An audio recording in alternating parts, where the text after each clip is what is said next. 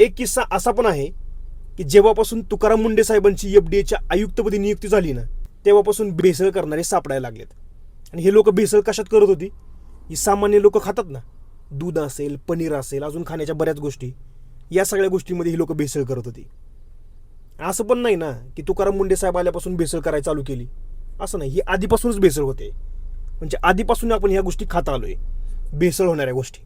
आणि आज कॅन्सरचं प्रमाण पण याच गोष्टीमुळे वाढलंय, कारण आपल्या देशामध्ये सगळ्यात जास्त भेसळ होते.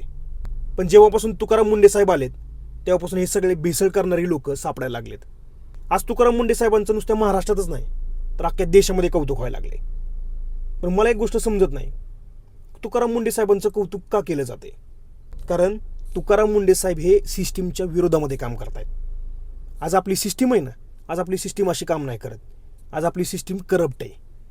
पैसे घेऊन सगळ्या गोष्टी सेटल केल्या जातात. तुकाराम मुंडे साहेब याच्या अगोदर पण एफडीए होतच ना, अधिकारी होतेच ना तिथं, पण त्यांनी त्यांचं काम प्रामाणिकपणे केलं का? नाही केलं. त्यांनी त्यांचं काम प्रामाणिकपणे जर केलं असतं ना तर या सगळ्या गोष्टी आधीच बाहेर निघल्या असत्या. पण ते निघले का बाहेर? नाही निघल्या. आपण त्या भेसळ केलेल्या गोष्टी खातच होतो ना. मग तुकाराम मुंडे साहेबांचं कौतुक का होतंय?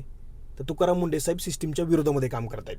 पर्टिक्युलर एफडीएचा आयुक्त असेल किंवा कोणताही सरकारी अधिकारी असू द्या, त्याचं कामच हे असलं पाहिजे की ती जी पर्टिक्युलर सिस्टीम आहे ती व्यवस्थित चालली पाहिजे. आणि तेच या कंडिशनला तुकाराम मुंडे साहेब करतायत.